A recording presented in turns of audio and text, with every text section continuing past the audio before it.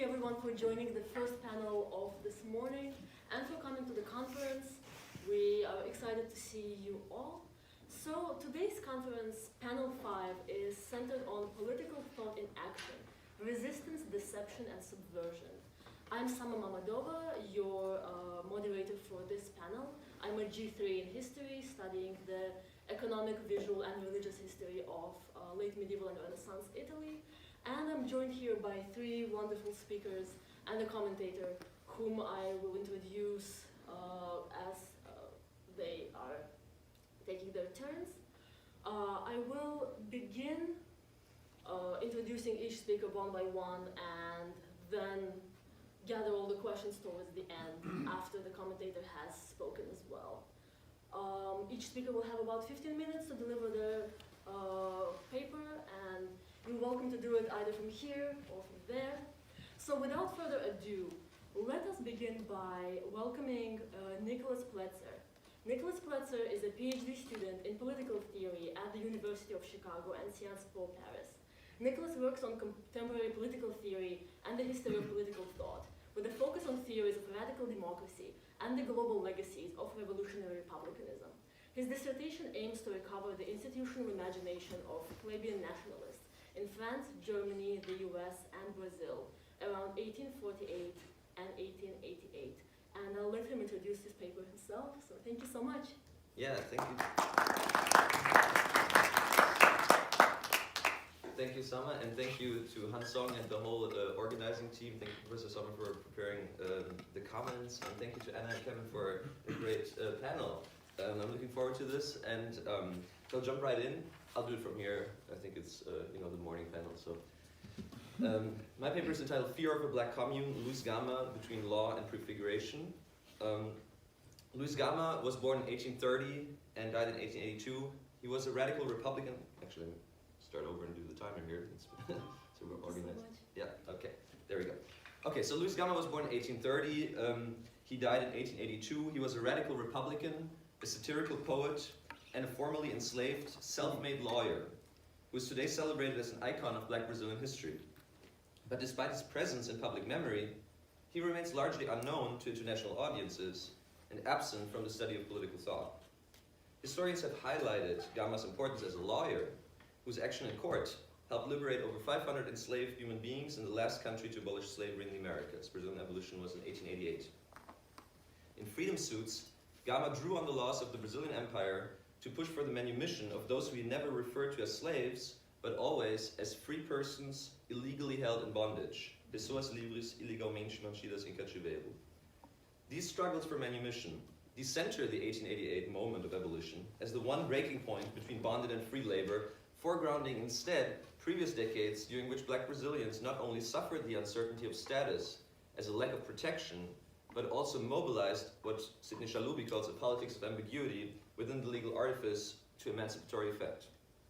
Luis Gama needs to be understood as part of a wider network of lawyers who mobilized the 1831 Lei Feijó, which outlawed the importation of deported Africans, and the 1851 Lei Eusébio de Queiroz, which banned the sale of the enslaved, while also strategically turning to millennia-old Roman law provisions.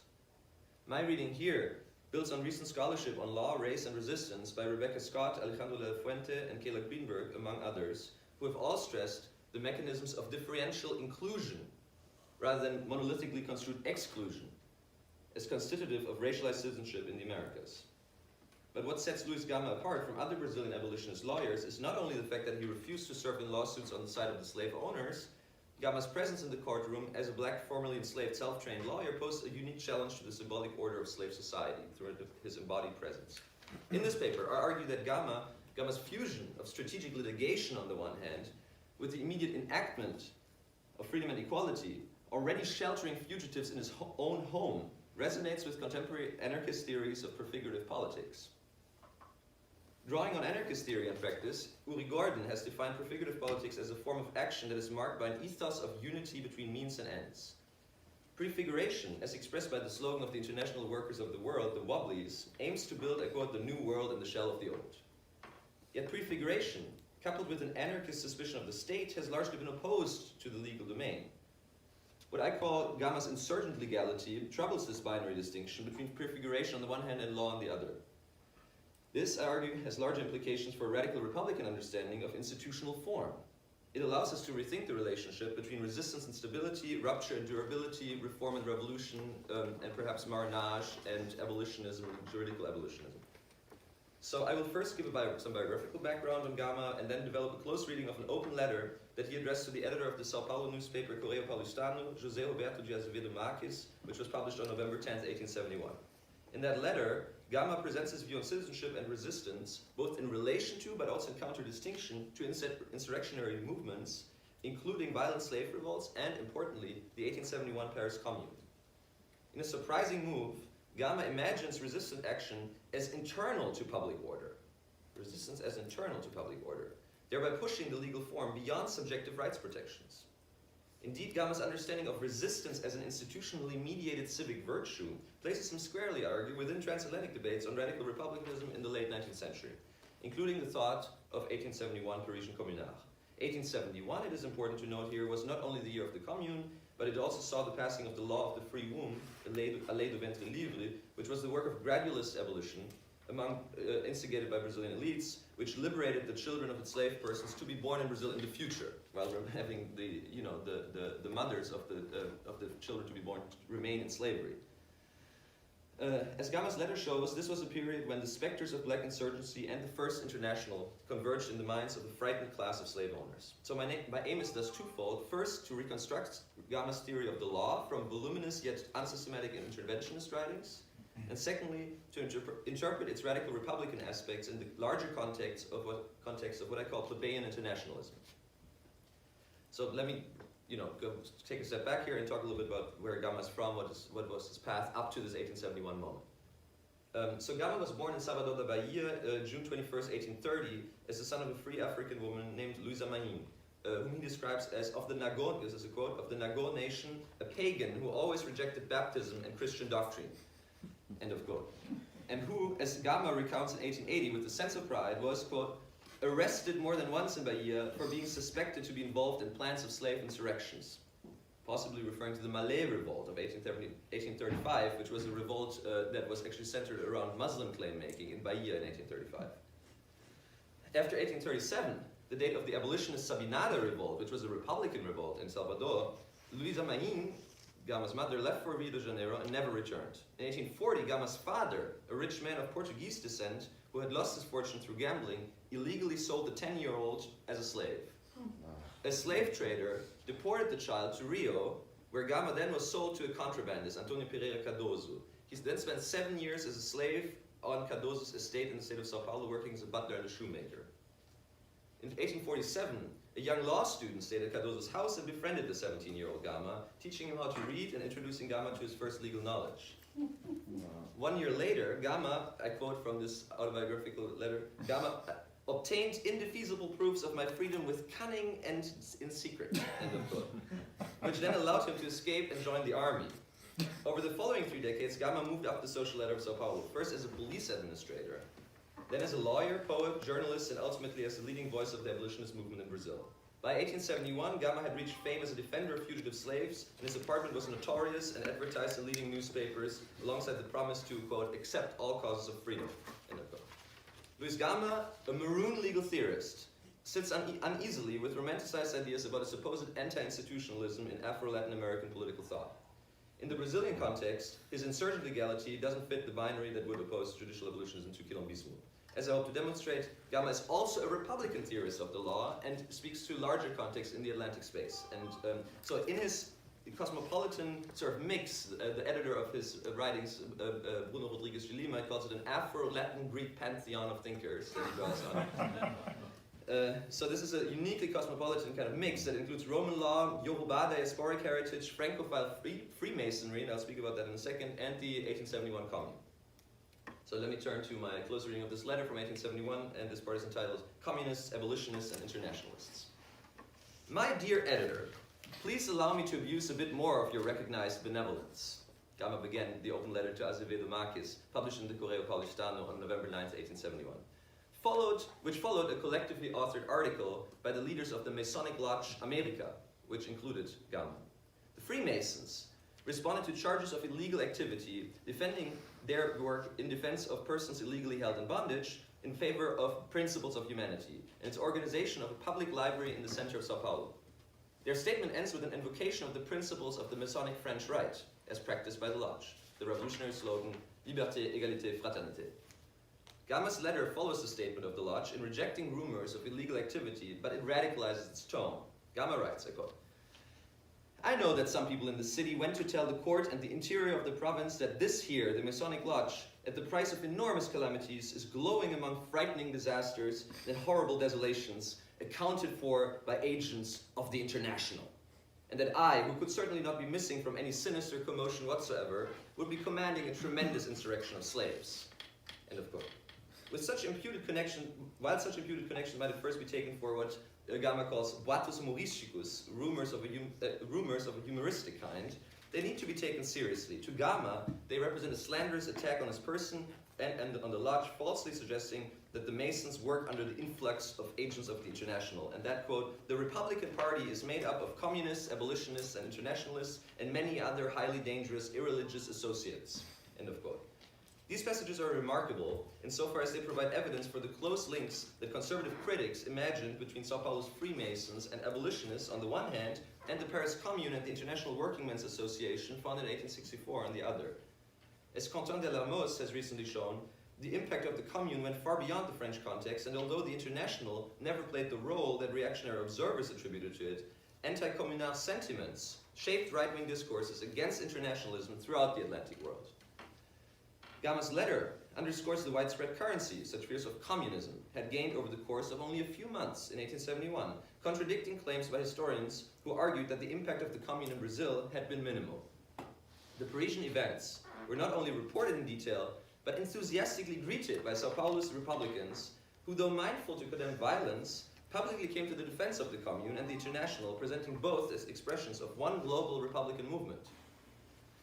More importantly, Gama's letter also challenges the idea, shared by conservative historians and dominant Marxist accounts, that working-class internationalism somehow did not speak to the slave-owning feudal society of Brazilian Empire.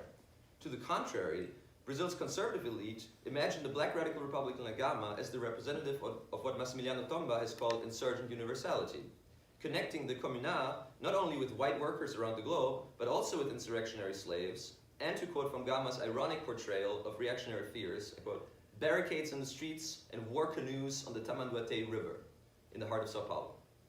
In a white imagination, marked by a visceral fear of black insurgency, reminiscent of reactions to the Haitian Revolution more than half a century earlier, the specter of the Commune blurred into that of the Quilombo.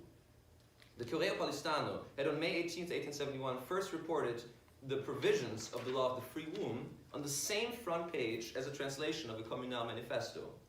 And in the Correio Paulistano of July 14th, 1870, on French national holiday, one finds a transcript of a speech by Liberal Senator Silveira da Mota, who argued against the ban of the International in Brazil on the grounds that such repression would only give more attention to the Communal cause and would be counterproductive. And in his speech, Silveira da Mota stated, I quote, "The project that has created the greatest outrage is that of the free womb, and this project is having a greater effect on the country and causing more disturbances than all the successes of Paris. It is of this commune that I am afraid it will be a black commune. Será uma comuna negra." End of quote.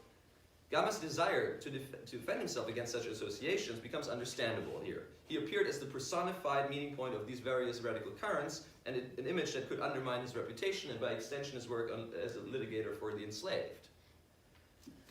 But in the second part of his 1871 letter, Gama draws a distinction between his own emphasis on the law and the lawlessness of insurrectionaries, slaves, and communal alike that actually resonates with the Republican thinking of communal in a way that Gama doesn't make explicit. What emerges here is Gama's distinct understanding of order and resistance as connected in a language of civic virtue. I quote, "I sincerely protest not only to silence my slanderers, but also the enemies of the Lodge of America, that I am not, nor will I ever be, a promoter of insurrections. From such disorder will not emerge the slightest benefit against the misery of enslavement, and much less so to the Republican Party to which I belong. If one day the respectable judges of Brazil, forgetful of the respect owed to the law, for some inexplicable aberration, will fall short of the justice owed to those unfortunate ones who wrongfully suffer enslavement, I, under my responsibility alone, will always advise and promote not insurrection, which is a crime, but resistance, which is a civic virtue, as the necessary sanction to induce principle, por preceito, into noblemen robbers, impure contrabandists, transgressor judges, and false, shameless owners. End of quote. Gama performs here a rhetorical maneuver that simultaneously works in two ways. He first rejects lawless insurrection and positions himself as a representative of an Enlightenment republicanism that takes pride in the defense of order, but at the same time, his very concept of the law places resistance at the heart of order, turning it into a civic virtue and a necessary sanction against judges who are presented as the true transgressors. While it is difficult to reconstruct Gama's own reading practices, this is sort of what I work on at the moment, to see what are the sources and so on, his understanding of order and resistance is evocative of Machiavelli. In the Discourses on Livy, 1517, Machiavelli had argued that plebeian resistance was not a disturbance to the Roman Republic, but to the contrary, the positive institutional guarantee for republican freedom. Gama's idea of resistance as civic virtue can be understood within this tradition of plebeian republicanism, although I want to emphasize also, it is connected with the natural law component that is obviously absent in Machiavelli, and that links Gama up with other forms of natural law republicanism in a revolutionary vein. Gama's critique of insurrection is therefore not to be confused with moderation. To the contrary, he goes a step further than the gesture of revolt, reversing images of white order and black disorder altogether. Okay, sorry, coming to the conclusion. Gama defends the resistance of the enslaved not only as legitimate, but as the highest expression of civicness. With Gama, judges and aristocrats emerge as the true lawbreakers, and the resistant enslaved as the orderly citizen par excellence. So let me conclude. Luis Gama's political thought still has not received any sustained attention in the rather provincially Anglophone field of what is called global intellectual history. But within a network, both real and imagined, of radical Republicans in the early 1870s, the philosophical universe of this firebrand abolitionist stands out for its diverse range of influences that make Gama a uniquely positioned figure to speak to the encounters between intellectual traditions. From Bahian slave insurrections to radical republicanism, Freemasonry, and importantly, which I didn't get to talk about in this paper, Ernest Renan and Victor Hugo, who Gama cites frequently elsewhere. Gama's commitments emerging from these crossroads were far removed from a conservative gradualism with which the Bolsonaro government has tried to associate his memory today. For Gama, the endorsement of law occurred against the backdrop of less openly pronounced ideas of a natural law doctrine, which grounded a universal demand for emancipation, and in the last instance also a right to insurrection. And there are two quotes that are very rare, where he actually defends violence. There's one where he says, an enslaved person who kills the slave owner always acts in self-defense. So there's a kind of a natural law doctrine despite this defense of order. So it sort of works together. In the absence of collective uprising, Gama did not content himself with the endorsement of gradual reforms. Instead, his use of the law already helped to prefigure the very freedom and equality that he was struggling for in the future, by harboring Maroons and already treating them as if they're free, even though they're unfree. Gama not only argued for the recognition of the wrongfully enslaved as free and equal citizens, he transformed his household into a quilombo that, although illegalized, he envisioned as the exemplar of civic spirit. The influence of the First International and early socialism on Brazilian Republicans like Luis Gama or his friend Lúcio de Mendonça remains uncertain, but if one foregrounds the confluence of legality and transgression in Gama's practice as a Maroon, as a lawyer, and as a host to fugitives, then perhaps the great social measure of the Black Commune was, to paraphrase Karl Marx, its own working existence. Thank you very much. Fascinating paper. And as we are setting up, let me introduce Professor Kevin Pham. He is an assistant professor of political science at Gettysburg College. He is a political theorist whose research explores the theories of colonialism, otherness and identity, freedom and democracy through cross-cultural analysis that challenges and enhances the way we understand the canon of political theory. His current book project explores how Vietnamese thinkers of early 20th century adapted Asian and European political theories for their aims of national dignity and self-determination from French colonial rule. Thank you so much for joining us. Good morning. Thank you, Hansong and Yining, for organizing this great conference. Thank you, Professor Sommer, for being our discussant. The paper that I'm presenting today is titled Pham Nguyen's Cultural Resistance. This is a chapter from my book project, and I'll briefly talk about the book because that will help you make better sense of what my chapter tries to do, because the chapter advances the book's thesis. My book is titled The Architects of Dignity, Vietnamese Political Theories of Decolonization. Many Americans think of Vietnam as a war, but Vietnam has been a crossroads of empires and thus a site of rich cross-cultural intellectual exchange. It was called Indochina because it was at the intersection of Indian and Chinese cultural spheres. It was colonized by the Chinese for 1,000 years, from 111 BC to 938 AD. And then they became colonizers themselves, conquering the Cham and the Khmers as they moved southward to make the S-shape of the country. It was colonized by France from 1858 to 1954. It turns out that Vietnamese thinkers provide valuable lessons for political theory, but political theorists have hitherto overlooked Vietnam. So this, to my knowledge, is the first book to introduce Vietnamese thinkers to Vietnamese political thought to scholars in the West, showing various ways that Vietnamese thinkers challenge Western conventional wisdom on the concept of shame and dignity. In it, I trace an intergenerational debate among 6 key Vietnamese thinkers of the French colonial period. And when I say key, I really mean key. These are simply the most important and influential figures in modern Vietnamese history. Talk to any Vietnamese person, they're going to know their names. I show how they responded in diverse ways to French colonial domination. So to give you a sense of the themes that emerge from these thinkers, I want to show you a screenshot of my table of contents. So they engaged, as you can see, Confucius, Rabindranath Tagore, Michel de Montaigne. They were interested in issues about democracy, nationalism, revolution. Despite each of them having different ideas, what stood out to me as I read their writings and speeches over the last 6 years is that they all harnessed the emotion of national shame. And they harnessed this shame for productive purposes, namely to assert national dignity. And this is interesting because when colonized peoples express shame towards themselves, it seems like scholars of post-colonial studies typically dismiss it, or they will call it internalized inferiority, false consciousness, or colonial mentality. These scholars will say that shame is a result of colonialism and shame is destructive. I agree that colonialism can inaugurate shame and that shame can be destructive, but these Vietnamese thinkers show us something different and surprising. For these thinkers, they were ashamed of themselves, but on their own terms, and they use shame in productive anti-colonial ways. So in different ways, they use shame as an emotional engine to get the Vietnamese people to assert national dignity. So another important concept for the book is dignity. When scholars write about dignity, they typically think of dignity as something inherent in individuals, as a justification for rights, and as requiring social recognition. But these Vietnamese thinkers offer an alternative perspective. They saw dignity as a property of nations instead of individuals, as rooted in the duties a nation's people embrace instead of in the qualities of persons, and as something to be asserted by the nation instead of being dependent on recognition by colonizers. So that's the argument of the book. They use shame to productively assert national dignity. 4 of them, as you can see here, are in the national pantheon, with many street signs and schools named after them. Obviously, Ho Chi Minh is the most well-known. Type any of their names, though, into Google Maps, and you'll literally see hundreds of streets and schools named after them.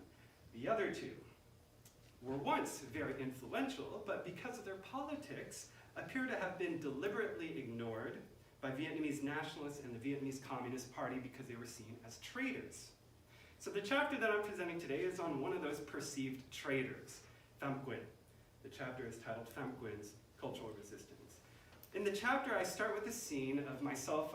In 2018, I'm walking in Vietnam with my wife, and I have this joke, like when we walk in cities and I see a bookstore, I'm like, oh, my book magnet is going off, and I tell her, oh, the magnet's going off, I see a bookstore, so I go to the bookstore. I bumped into it, and I wasn't looking for anything, but suddenly this book right here was like in the front window. And when I saw that it was Pham Nguyen, I was so confused. I was like, what? I was shocked. I thought he was erased from history in Vietnam. But here was a Vietnamese edited volume of his essays from his journal Nam Phong, published by a Vietnamese press. I had known that Nam Phong was a journal set up in Vietnam by the French government as its official mouthpiece for colonial propaganda from 1917 to the 1930s. And the French chose Pham Nguyen to be its lead editor. So Pham Nguyen has since then been infamous as a pro-French collaborator. He's been described by Vietnamese nationalists and historians as obsequious. So there's the Nam Phong journal that he edited. He's been described as obsequious, servile, and as a French lackey. And for his treason, he was one of the first people to be executed by the Viet Minh when they took power in 1945. They arrested him in the morning, took him to the forest, and shot him. The volume that I held in my hands was recently published, 2018. What is going on? Was the Communist Party of Vietnam now allowing colonial propaganda and the writings of traitors to the revolution to be published? It's not hard to see why Pham Nguyen was hated by revolutionaries. He was always saying nice things about the French, cringy things, really.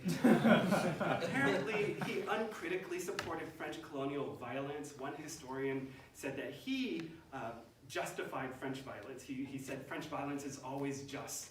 And many historians after her would quote her. And I went into the archives where it was cited, and I actually couldn't find that quote on the page. It's very weird. And so historians say hostility against him drove progressive politics in the North.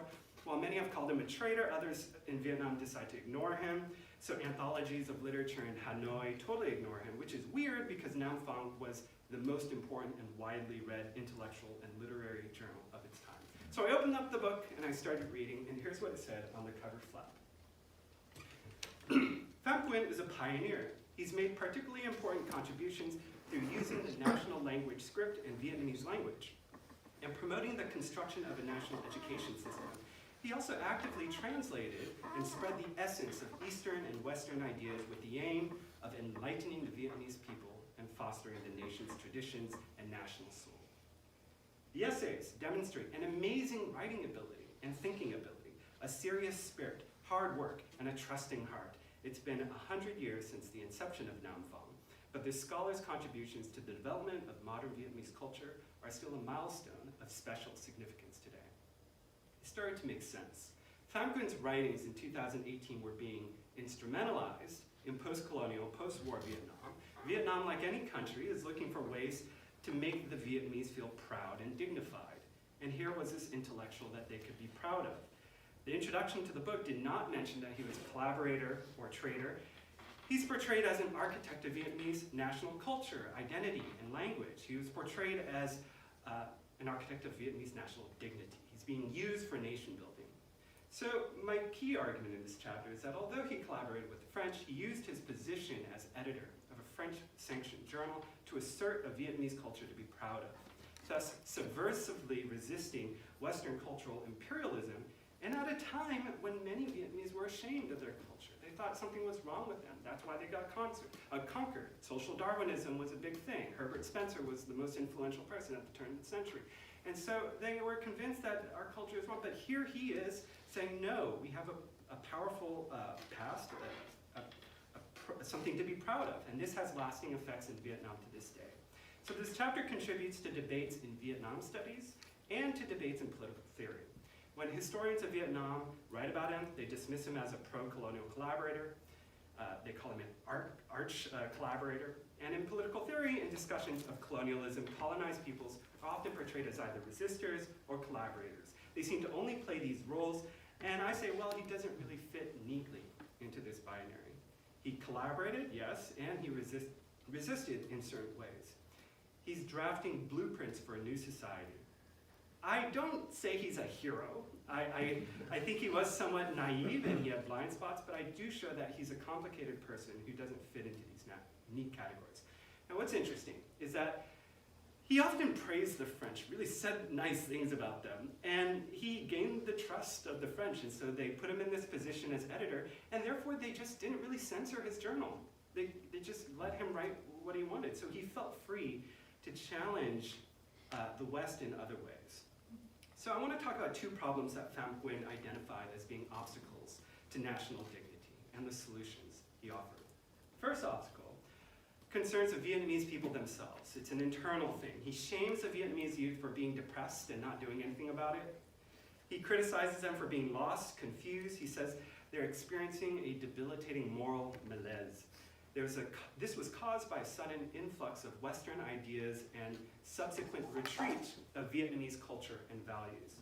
And the solution is to assert Vietnamese culture and to harmonize it with the West, rather than having Western culture dominate Vietnamese culture. And this could be done, he thinks, by the Vietnamese renewing their attention to Confucius and to their own national literature and to developing the Vietnamese language.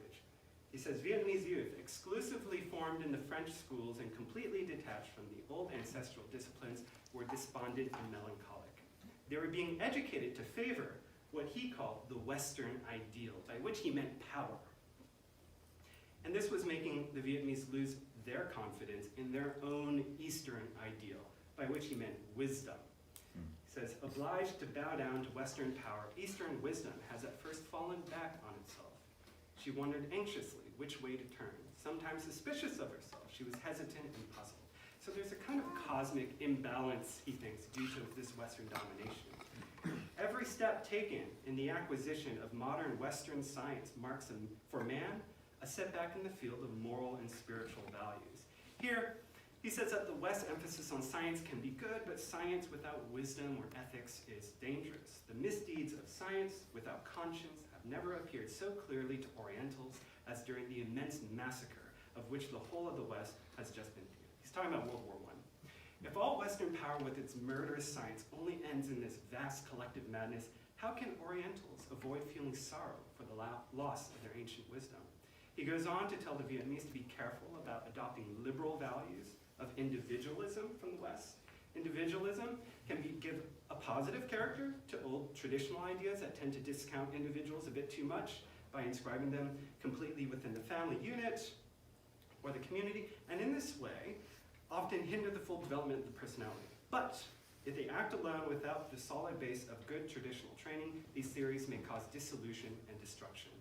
So he's resisting Western liberal cultural imperialism, and he thinks the way to resist is cultural assertion. So he turns to Confucius. Many Vietnamese saw Confucius, a Chinese philosopher, as their wise ancestor. But Vietnamese are starting to not care about Confucius, and he's saying, no, care about Confucius. Confucius aims to maintain social order and human peace based on the practice of humanity and justice, respect and propriety. This is really interesting, actually. So he's writing this in French. There's no really talk about justice in Confucianism. The guiding concept there is harmony. But here he's bringing this Western term justice into Confucianism. He says the Vietnamese need to turn to their great literary tradition. I've devoted all my fervor and love to my mother tongue. I swore a long time ago to sacrifice my whole life to this task, to build a literature with our language so as to give to our country an independent national literature, and to see to it that our people would no longer have to suffer the pain of learning and imitating everything from foreigners. This is really significant because keep in mind, the Vietnamese were colonized by the Chinese, so they would say, we can't find our own indigenous intellectual culture. Everything we have is just taken from the Chinese. And he praises the famous 19th century epic Vietnamese poem, The Tale of Kieu. By the way, I have a podcast and we just did an episode on this. You should check it out. Nam Phong Dialogue. So, he says, the more one studies Kieu, the poem, the more one feels its perfection, the full and harmonious perfection of a work of art that completely achieves an ideal of beauty that corresponds not to a particular aesthetic, but to the very pattern and rhythm of universal art. This is an amazing poem. And by the way, the plot was borrowed from a Chinese novel. But the Vietnamese person selected, chose, and really made it his own. Pham Nguyen also has a vocabulary building project. This is a screenshot from Nam Phong, the journal. In it, he says, our Vietnamese language doesn't have enough words to express all the important ideas in the world. We need to make new words. And he starts making a new vocabulary, so despotism, that's a word. We should have new words. So the second major problem was an external problem, which was domination by the French. He acknowledges that colonial violence created a degrading, unequal, non-reciprocal political relationship between the French and Vietnamese. The solution, he thinks, is to exhort the French to shift from what he calls a policy of force to a policy of respect, and to exhort the Vietnamese to do their part through harmonizing Eastern and Western values to create a cosmopolitan national identity. He says men belonging to two different races can encounter each other in violent shocks. There may have been at the beginning the victors and the vanquished, some bruised by their defeat and others proud of their country. But a half-century of common life, equally profitable for both, as is the case between the French and the Vietnamese enemies, has also been able to gradually erase the memory of this bad dream. Time is a big factor. It reconciles, it soothes, it creates between men only interests, duties, and common burdens that bring ties closer every day, which can become indissoluble. All right. Today, to us, he sounds pretty naive here, right? Many Vietnamese would say colonialism was not equally profitable for both. And here, he might just be appealing to the French. But keep in mind the historical context. It's 1917 when the French sent in Albert Sarraut, the new French Governor General. And he was a progressive. He would make all these promises, more representation, more rights, and many Vietnamese who would later become communist revolutionaries really liked him. They were very hopeful. And so I think at the time, from their perspective, they seemed like it was possible to supersede the injustice of colonialism at the beginning. And he kind of appeals to the French as if he's trying to appeal to their good side. What will he do with these conquered people? Will he be content to dominate and exploit them as a vulgar colonizer does? No, because that's not his strength. It would be infinitely better for him to follow his natural inclination and let this broad humanism within him, eager to spread for the greater good of all humanity, act freely. He says, if I reasoned like a Chinese philosopher, I would say that the East is the principle yin in animate, and the West the principle of yang. One represents perenniality and stability, the other strength and activity. So far, they have not met each other, having developed each in their own pole. However, their meeting may one day produce a more beautiful form of civilization for humanity. Concluding here, harmonious, more humane, and more perfect. So we might dismiss this as this essentializing talk of East and West as a kind of internalized Orientalism. It is indeed essentialist. And I don't agree with it, but it is strategic. It's strategic essentialism here to assert Vietnamese pride and dignity. So in conclusion, what he does is to challenge the ideological superstructure of the colonial relationship. To maintain domination, we expect colonizers to strictly say that colonizers have a superior culture and the colonized have an inferior culture. But here he's saying, no, both have their merits, and in fact, colonizers are destroying themselves and the world with their domination. He's trying to open a pathway to a more reciprocal political relationship rather than a relationship of domination. Okay, last quote. And back to the book. It says, you are holding in your hands just a small part of the tens of thousands of pages written throughout the life of Pham Nguyen. His calm and carefulness permeate the pages with this clear thinking, clear writing style, but it still sparkles with subtle, witty, and surprisingly accurate remarks. Even though these writings have been buried for a long time under the ups and downs of history, they will be surely recognized as a special milestone in the development of national culture. Thank you.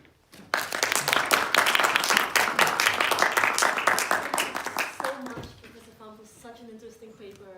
And I would now like to welcome Anna Wary, our last speaker. Anna Wary is a PhD student in anthropology at Johns Hopkins University and holds a JD from Yale Law School.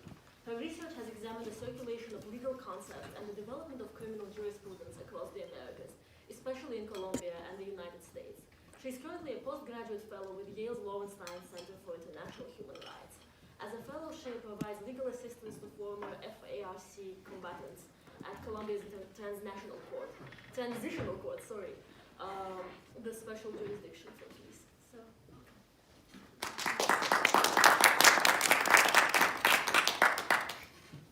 good morning, everyone. Thanks for being here on this Saturday morning for our panel. Thanks to the conference organizers and to my fellow panelists. So my paper examines a group of Colombian intellectuals and their participation in three major government commissions that document and analyze the problem of civil violence. I'm really interested in how these thinkers, through their work with these commissions, articulated conceptions of political responsibility for civil violence. And so at the end, I'll discuss, what I think the stakes are of this examination and why it's important to look at these commissions. So on a bright day in July 2013, in Bogota's central Plaza Bolivar, one of Colombia's most renowned public intellectuals, Gonzalo Sanchez, ceremoniously handed then President Juan Manuel Santos a 400-page book. Gonzalo and Santos stood on a stage surrounded by hundreds of victims of the country's armed conflict. The book, titled Enough Already, resulted from 7 years of work by the Historical Memory Group, a government commission constituted by major and very influential academics. The group's mission was to create historical memory of victim suffering that would facilitate national healing. Mr. President, Sanchez said, turning to Santos, the report is a memorial of the grievances of the internal armed conflict's hundreds of thousands of victims. It also aspires to be a statement of commitment to transforming the future of Colombia. So despite the celebration's atmosphere of epoch-making change, Enough Already was really actually not that novel. For actually half a century, dozens of government commissions, run likewise by other well-known scholars, had tried to document, diagnose, and account for the country's civil war. This paper focuses on 3 of the most influential government commissions of 1958, 1984, and 2011, and the studies each produced. I show how these reports configure violence as an object of study and articulate a picture of responsibility for responding to and ending civil violence. I argue that a crucial transformation occurs across these 3 commissions. Whereas ending violence is initially articulated as a collective national responsibility, where all citizens share a duty to end war and violence, the problem of responsibility becomes narrowed to specific perpetrators responding to individual human rights violations they caused to specific victims. So let's begin with the first report. And it's May 1958, and the Frente Nacional, Colombia's military-led transitional government, creates the National Commission for the Investigation of the Causes and Present Situations of Violence in the National Territory. An extremely long name. It's usually just referred to as the Violence Commission. So as the first of its kind, the Investigative Commission is tasked with analyzing the causes of the country's ongoing civil war between liberals, conservatives, and communist guerrilla fighters, which had begun in the late 1940s. For 8 months, the 6 commissioners traveled to hundreds of villages around Colombia, where they spoke with local politicians, farmers, and guerrillas who had experienced the Civil War firsthand. A bishop, Herman Guzman, was one of the 6 commissioners, and he recorded volumes and volumes of notes, creating a personal archive that he kept with him when he returned to parish life in Bogota.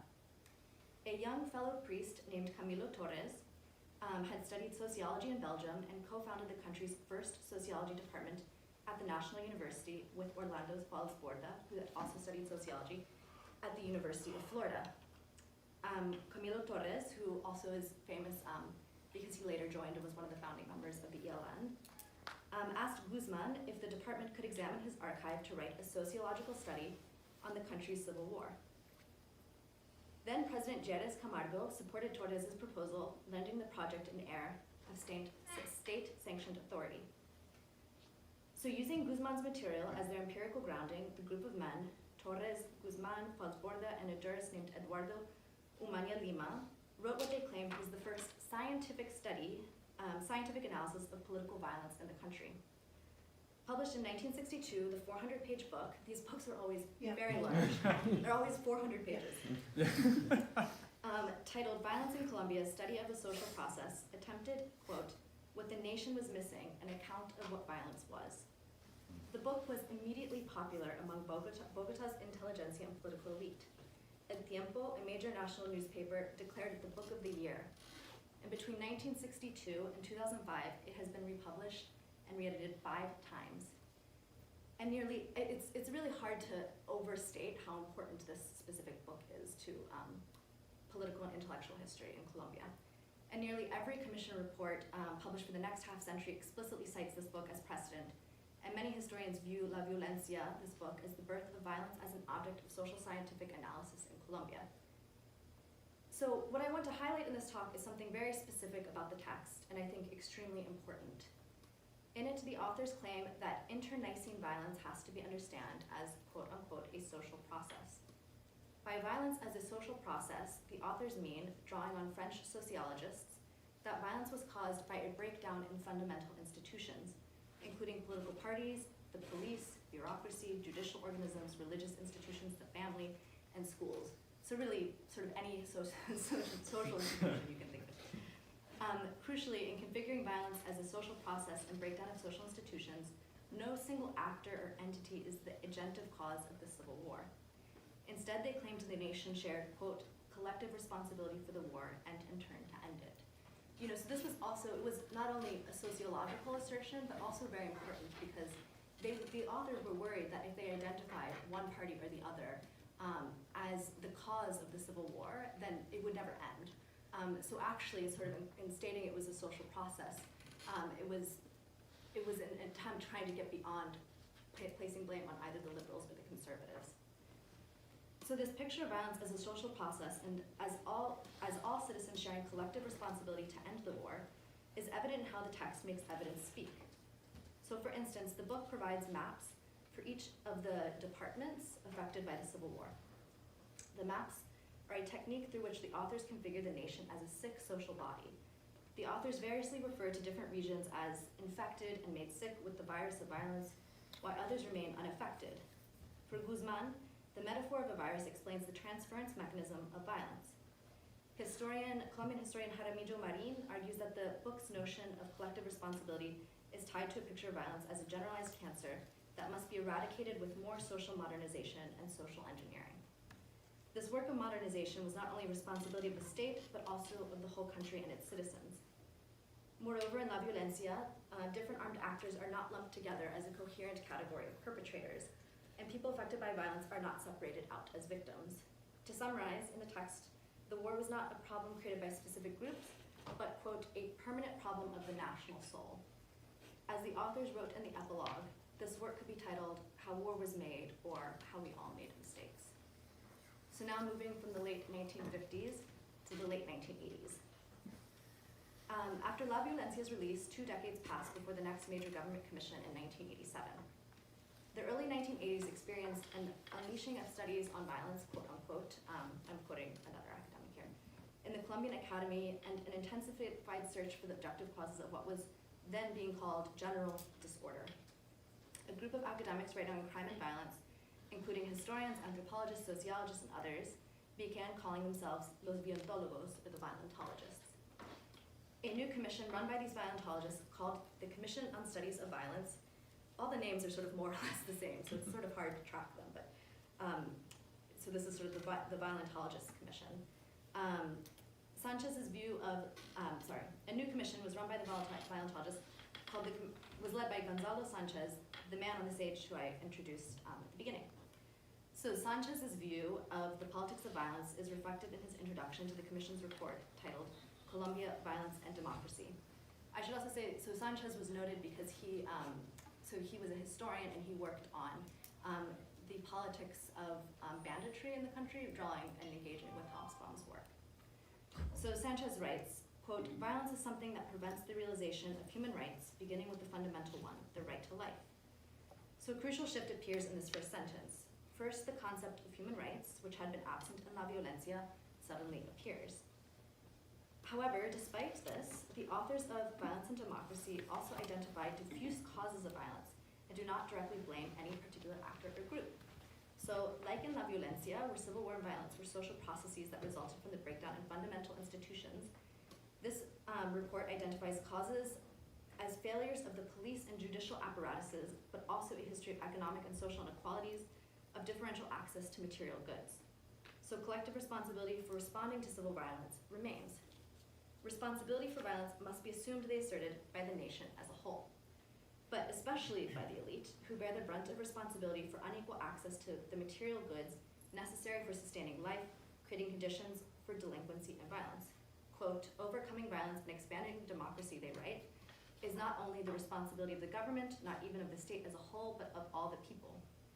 In particular, the leading sectors of Colombian society must assume their share of responsibility for their interaction in the face of the possibilities of socioeconomic development in the country, which has influenced the situation of poverty and violence suffered by broad sectors of the population. Once again, concepts such as perpetrators or victims and its synonyms are minor concepts. So finally, the last report, moving on to the early 2000s. In 2005, Congress creates a new National Commission for Reparation and Reconciliation, and which was better known as the Historical Memory Group, to quote, present a public report on the reasons for the appearance and evolution of illegal armed groups in the names of victims' right to truth. Gonzalo Sanchez was once again appointed the commission's chair. And so it's actually basically consisted of many of the same intellectuals as the 1980s report. However, almost 10 years later, the group produces the report Enough Already, which it hands off ceremoniously on stage. In this report, you can see that although the forms of evidence remain similar, statistics, maps, and testimonies, the picture of responsibility for civil violence has shifted to individual perpetrators.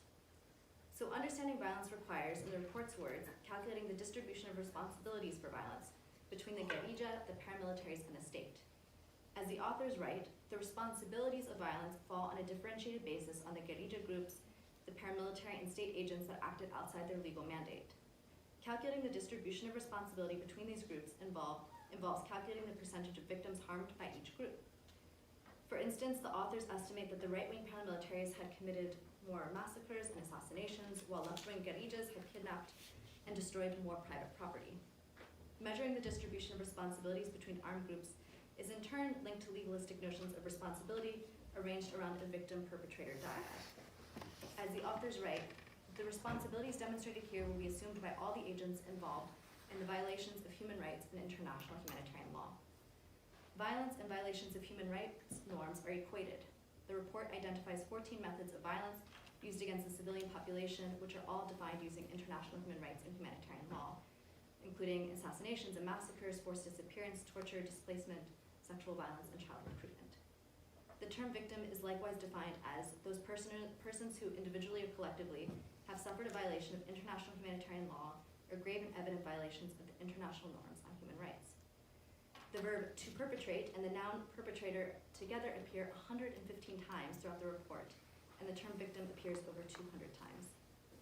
The authors are clear that calculating the distribution of responsibility amongst armed groups is not meant to lessen individual responsibility. The calculations of the distributions of responsibility for the violence at the national level are certainly substantive in terms of truth and memory, but does not lessen the responsibility that each one of the victims of the internal armed conflict demands specifically to the perpetrators involved. The report thus explicitly rejects a picture of collective responsibility and the notion of we are all guilty. It calls instead for quote-unquote collective reflection.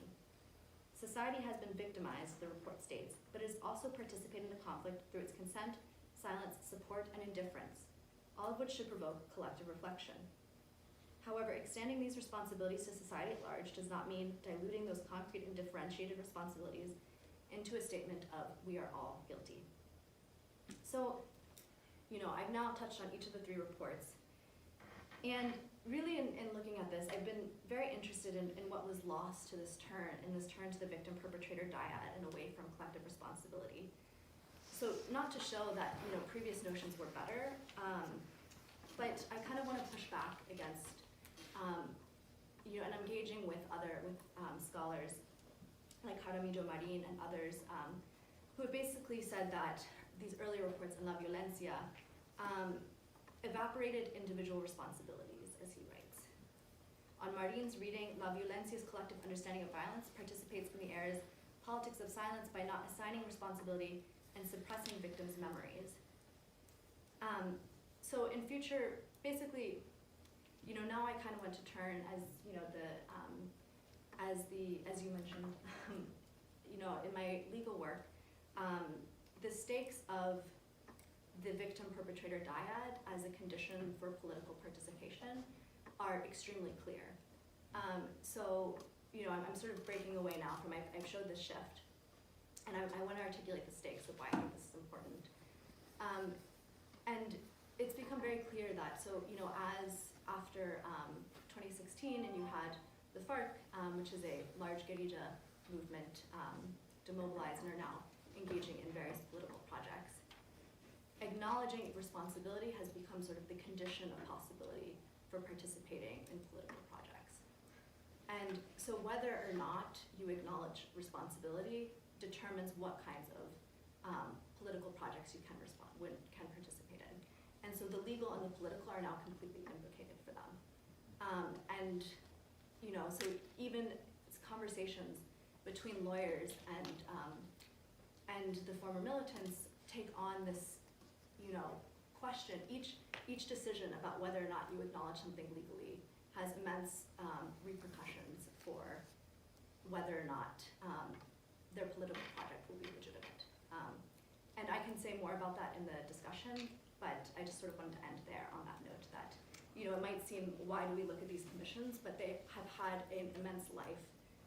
They're not just these reports that stay there, they circulate, and especially this most recent report has had a very important influence on thinking about responsibility. So yeah, I can say more about that in the discussion, but I'll end there. Thanks. Thank you so much to all three speakers for such stimulating discussions and papers. We really appreciate all of your contributions. And before we continue with our program, I just wanted to turn to the crowd really quickly and ask whether, since we started a bit late with a little bit of a Zoom hiccup, whether you would be comfortable ending at 10:30 instead of 10:15? Give me a quick thumbs up if that's okay. What a generous crowd, thank you so much. Wonderful, well, in that case, let me proceed with the next step, which is introducing our chair and discussant, Professor Doris Sommer. Professor Doris Sommer is the Ira and Jewel Williams Professor of Romance Languages and Literatures and of African and African American Studies at Harvard University, as well as a long-time advisor of the AGPT, for which we're eternally grateful. She directs the Cultural Agents Initiative, an NGO dedicated to reviving the civic mission of the humanities. Pretexts, an arts-based training program for teachers of literacy, critical thinking, and citizenship. And Renaissance Now, a forum for rethinking culture in development. There's really no way that I could do justice to all of Professor Sommer's accomplishments in a very brief introduction. So instead, I ask you all to welcome her and her comments.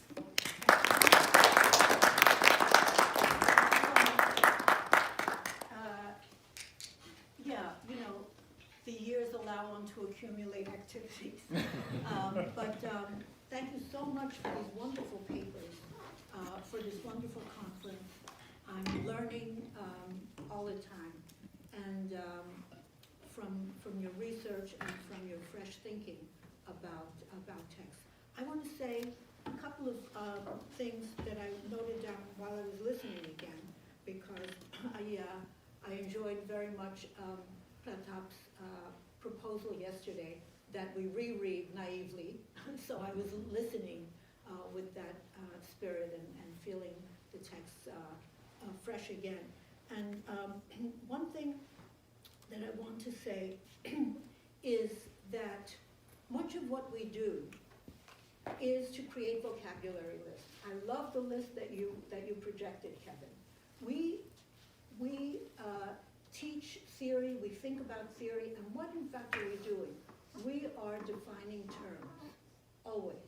And it's our activity, it's not where we start from, it's what we do. What is civic virtue? That's not a term that Gama had to make up. Yesterday, Pratap also said that all of political theory is probably in 15 texts. And that doesn't mean that the world doesn't change, that movements don't happen, that there isn't progress or regress. Everything is always changing. But the vocabulary is pretty stable because Gama can use it one way, the right wing can use it another way. What is dignity? You say that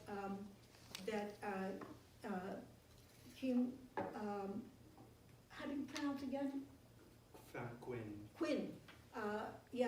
Quinn proposed that dignity was different from power, and that's why the East knows that it has to maintain a good tradition even when it takes advantage of the West.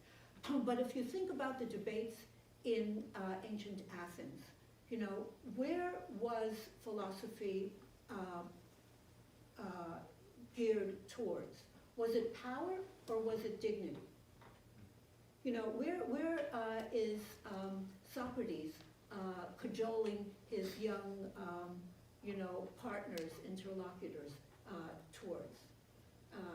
I want to recommend a book that Hilary Putnam recommended to us years ago when he eased himself away from analytical philosophy and back to this kind of civic and moral thinking.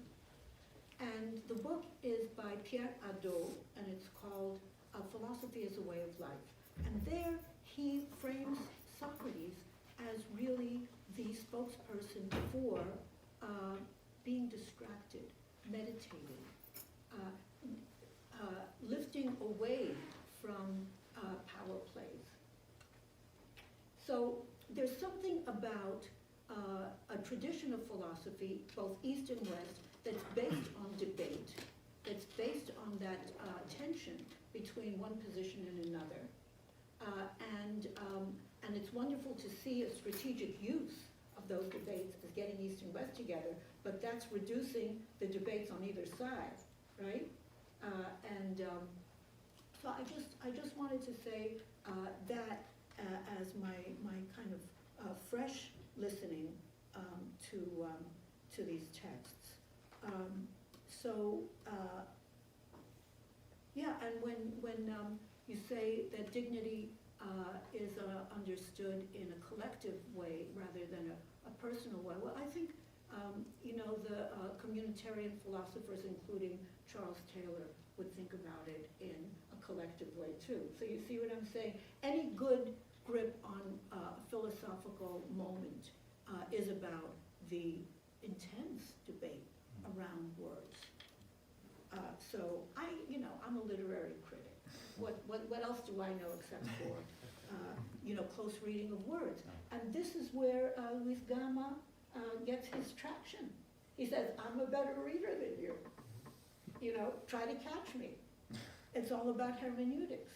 And then to be responsible to hermeneutics. So I want to just pick up on our vocabulary list now. What does responsibility mean? Responsibility means at least two things in my superficial understanding. One is for causation, and the other is for intervention. If I'm responsible, it doesn't mean that I created the crime, but I still have to fix it. So here I'm Levinasian. I take on your responsibility only because I have to live with you. So I was telling Anna yesterday that I too am working, but just starting, and I'm hoping that we can work together with the Transitional Justice Court in Colombia. And it's a project with pretexts to get magistrates and victims to really talk to each other seriously around difficult texts, around defining transitional justice, because it's not as if the transitional court has a grip on it yet. Transitional justice, by definition, is a work in progress. So everyone's asking themselves, what does restorative justice mean in this moment with these characters? How can we use this opportunity of flexibility? And a wonderful moment happened during those 6 sessions of getting together and having different people lead a session. We talked yesterday about leadership. Charisma is great for igniting a dynamic, but if one person stays as the leader, you have no chance to get to wisdom or dignity or democracy. You have to hand off the leadership. And so one peasant leader said, because the question kept being, how can you forgive? How can we bring the public or the pueblo to forgive? And the peasant said, that's the wrong question. We don't forgive. We can cooperate, but we don't have to forgive. In other words, we have a responsibility to cooperate, but don't tell us that it starts with forgiveness. That really participates in a vocabulary, a religious vocabulary that talks about the soul of a nation and about guilt as if it were original sin.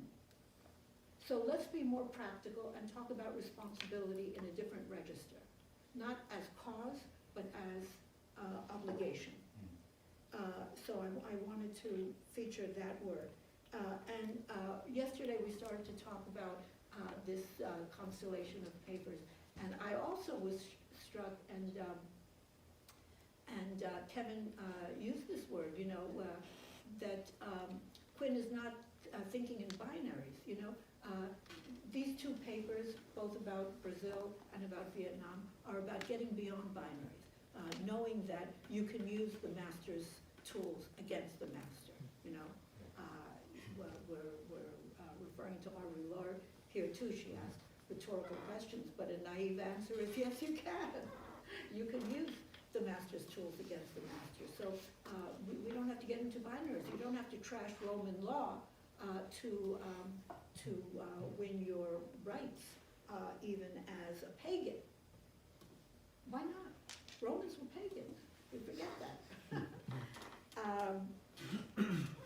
One thing I learned in Brazil when we were doing pretext is that the Greek pantheon lines up very well with the Yoruba pantheon.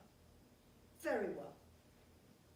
Okay? It doesn't line up with Christian theology, but okay. So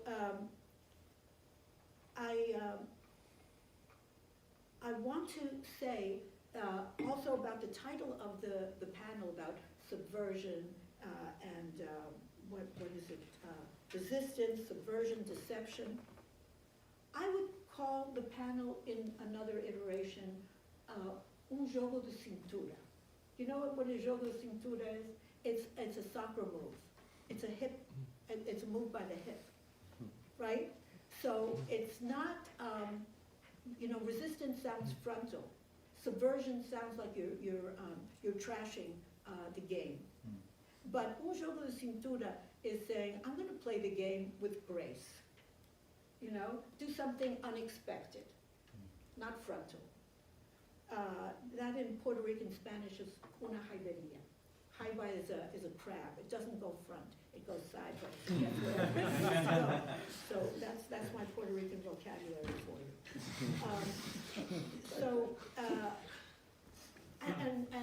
Around this question of responsibility, I just want to go back to this. I remember being in a conference with Antanas Mopus, whom we talked about yesterday, and he said, yes, we point our fingers, and we need to point our fingers at criminals and perpetrators and thieves. But they are our criminals and perpetrators and thieves. We have to do something. Sure. So there's that lovely distinction between pardon and cooperation that I learned from our peasant leaders. I want to ask, where are two theorists whom I find interesting? Among the 15, I would keep them. One is Antonio Gramsci. And that especially for Kevin, this kind of gradual flipping of the hegemonic structure through culture, through developing a love of one's own language. Of course, he wanted to whittle down all of the Italian languages into one, but really make a strong pitch for a cultural revolution that has to be gradual because it goes through education, journalism, church, right? So Gramsci is one. And the other one is Benedict Anderson, right? What makes us modern? What makes us modern is that we speak vernacular languages, and we think they're important. Okay, so I'm missing those two, and thinking about Gramsci makes me think again, and this is my pet theme. Here we are in a university. Most of you live in universities. Some of you want to continue to live in universities. What is our responsibility looking forward, even though we're not perpetrators of the crimes that have been committed to humanity? Our responsibility may include education. Here we are. We're teachers and learners. How do we educate? And this is why we do pretexts with magistrates and victims. This is why we do mental health interventions through learning, because young people get so anxious about not learning that they are clinically depressed and sometimes commit suicide. We know about suicide rates in high-performing countries, economically, technologically. You know, we know about the Japanese kids who commit suicide, about the Korean kids who commit suicide. We don't know about the African and the Indian and every country you can imagine. Kids commit suicide, they get so desperate, right? What are we doing about that? Why are we not making education so much fun, so engaging, so social? Do you know what school means in ancient Greek? I told you, you do. Schole, leisure. Schole, what does schole mean? It means leisure. That's a game changer. It means leisure. If we don't make school fun, kids don't learn. Every neuroscientist is telling us that. Without dopamine, without serotonin, nothing enters or it doesn't stay. Why are we not engaging children and youth with pleasure, with fun, with curiosity, with discovery? Why? When we know that school means leisure, when we know that Montessori, who's now an elite option worldwide, developed her techniques in the slums. You know, where is our bad faith as elite educators when we can't go into the slums, when we can't understand that the human condition is intelligent? This is what Rancière teaches us in The Ignorant Schoolmaster, right? The Ignorant Schoolmaster, it's a must read. What the Ignorant Schoolmaster discovered, almost by mistake, because he had to teach in a place where he couldn't speak the language, is that we are all equally intelligent. How's that? That's a game changer. And if you read Schiller, we're all equally creative. Okay, I'm done. Thank you for listening.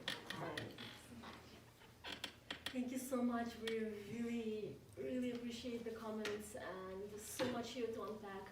I would love for our speakers to address the comments in whichever way you want. Maybe we should just hear from Yes, all if we're- absolutely. Yeah, so That's, let's- yeah. I had a question for I think you mentioned Tagore in the contents, so I was wondering whether Quen had anything to do with Tagore, or was it someone else who picked up Tagore and worked with it, or can you speak a little bit more about it? Yeah, but should we, because we Sorry. haven't had that much time, so thanks for your question. Should we just hear questions and then talk after? Yes, here. Yes, I wanted to ask about this notion of structural injustice and whether you find that productive in thinking about sort of this kind of reductive move from collective to individual responsibility. So I'm thinking about like Catherine Liu's work on like reconciliation and transitional justice and how structural injustice is like a way to bring those two individual and collective responsibility together. Wonderful. Let's group that question over the next one. I have a question for Kevin as well, because you mentioned at the beginning that all these Vietnamese thinkers, they were engaging with a broad repertoire of thinking from both the East and West, and you were also talking about this idea of moral disease, both in terms of the Vietnamese people not picking up their tradition, and also in terms of Western individualism, these kind of critiques. I wonder if like the existing discourse of criticizing Enlightenment and the West played a role in the Vietnamese intellectuals' formulation of their national culture and identity as a critique of the problems and of the West. Just a curiosity. Yeah. Excellent. Well, Kevin, you now have a bouquet of questions. If you want to just briefly address them. I'm fine with over. No? You can respond. So the Tagore, Nguyen Anh Ninh was another thinker. Pham Nguyen did not engage Tagore, but Ninh, another chapter, he said the solution is for the Vietnamese to be like Tagore. Because Tagore was a great poet and brought honor and pride to India. So, but that's a great question. I'm going to have to think about that. Wonderful. Can How I, does- I want to say something about Tagore. He was a great poet. So was Luis Gama. And what do people remember about Quinn? That he was a great stylist. You know, art makes a difference, but Tagore was also a great educator. You know, his elementary school produced the leadership. And how did he teach? Through local Bengali arts. So think about all of the great educators through art whom we have thrown under the bus in every generation. Why? Absolutely. Absolutely. Yes. I have a comment, no question. You mentioned about the role of importance of mother tongue. So I'm a plant biologist. For my class, I have to explain what a clade is. It's a Greek term. What an octopus is, it's a Greek term. Clade in plant biology, it is a modified branch. So someone has to learn that definition. For a Greek person, no. The person with a Greek mother tongue, the person already know what it means. Only last week, you may be surprised to know, octopus is a misnomer. Because octo, 8, pus means foot. Octopus is not 8-footed, it is 8-armed. Yeah. So I came up with a Greek name, octobrachion. Everyone got stuck only last week. Great. Anyway, and again the mother tongue, depending upon, in India, I come from India, depending upon where one lives, nearly for 30% of the people, mother tongue doesn't play an important role, including Mahatma Gandhi's grandson. Mahatma Gandhi spoke a language called Gujarati, but his son married a Tamil woman, and her sons, Mr. Grandson is living in Chicago. I communicate with him occasionally. So now he doesn't know Tamil. That is his mother tongue, because he grew up in Gujarat. Point very well taken. Thank you so much. That's a very, very important thing to pay attention to as we continue this discussion. Any other questions? Let's just do a very quick sweep of the room. Yes? Yeah, someone for Kevin. I found it really striking that when thinking about like Western power politics after World War I, Quinn targeted like Western science. Why science? What is it about science that seems to represent Western power? Since Kevin has already answered a number of questions, let's continue this discussion in the mixer between panels. Yes? I had a question for Nicholas about like the historiography of the terminology of what did he call the enslaved free persons illegally held in bondage. The extent to which is that entirely original to him? Is there like language and circulation of that kind of idea, whether it's through Masonry, through Enlightenment thought, all of these other dimensions that he's picking up on and redeploying? If you've run across that in your work, or if it shows up in other parts of your project. Please go. Okay, yeah, thank you so much, and thank you, Professor Sommer, also for your comments. I think that is a phrase that, you know, I mean, the exact turn of phrase is probably his, you know, line, but this idea that the enslaved are free. So one thing that I was wondering about is actually to what extent is this always the structure of litigation, right? So some objection I got on this paper in another occasion is like, well, isn't this what lawyers do, right? They say the person I defend is innocent, right? So there has to be this additional element, and that's sort of what I try to get at with this rethinking of law and prefiguration, actually. So that's like a key point. It's not just saying like a liberal right defense of subjective rights would be where you say, oh, I used the law and it's the letter of the law and I put it to work and now we apply it. It has not been applied. That's not what he's doing. He's doing something more. He's actually saying, and this is the Rancièrean. So Rancière for me is someone to think with about that exact point, which is to say, you know, rather than politics being the struggle for equality, it immediately enacts that relation. And so there is this, but in Rancière, and this is where I depart from Rancière, this is thought of necessarily as a moment of the census, and that is a ruptural moment vis-a-vis institutions. And so I'm thinking with these Republicans in the 19th century, who I sort of think see a productive use of the Republic and Republican forms. And something else in Gama is interesting, which is he's living in a monarchy, right? But he's claiming Republican civic virtue. So there's and this is a long tradition, like, you know, going back, I would say, to de la Boétie and people like that. There's a long tradition in Republican natural law thinking. And I sort of suspect, actually, that there are traces of this in Rancière, who started his work as a historian of the 1830s and 40s, right? So they're not these post-foundationalist thinkers necessarily. They are natural law Republicans that also Rancière sort of has in the background as references. And so I see this as a kind of like an iteration of that tradition. And in the context of Brazilian abolitionism, that is a shared category. This idea of like affirming this freedom, because it's actually factually true, right? Many of them were illegally, they were deported Africans who could not have been brought to Brazil since 1831 legally. Like it was the introduction of newly deported Africans was already illegal. So it's on that level it's true, and it's like just factually, even with the positivist understanding of law, they are free and illegally enslaved. However, what is interesting about Gama is that one, he extends that to all enslaved people, not just strictly speaking the Africans introduced since 1831, but all, even Afro-descendants already living in Brazil for a longer time. And secondly, he immediately enacts that relation, and actually, so another point of connection really briefly is to say, so as I built this project, which is really about institution and this rethinking of rupture and institution, I also want to work a little bit more closely about Gama's engagement with institutions, and not just the law, but also night schools, actually. Right. So he was part, so there's this Freemasons library, but there's also a network of night schools in which actually there was not just this idea of uplift or whatever, liberal kind of improvement logic, but actually, I would say, they were also quilombos. They were also immediately harboring enslaved and erased that relation between free and unfree in already enacting that republican freedom. And so under the conditions of monarchy. And I think that sort of like gives us a different picture of what republicanism is and how these traditions intersect with Afro-diasporic currents in Brazil at that time also. I want to make a footnote here too. This is so important, and it goes back to our responsibility as educators, right? But this is also the difference between politics and sociology, which is another theme that Rancière brings up. Sociologists kill politics because they already tell you how things work. The Viontólogos were sociologists. They were not political theorists. Yeah, they were, but sort of embedded. So they were like, okay, we're analyzing, we're offering an analysis of what violence was. Exactly. As part of it, but it wasn't then separated from a question of, okay, once we tell you what this is, then what do we do? Okay. And that was, so even though they are sociologists, I think that they're articulating as well political stakes. Right, but what is the next step after they produce their commission?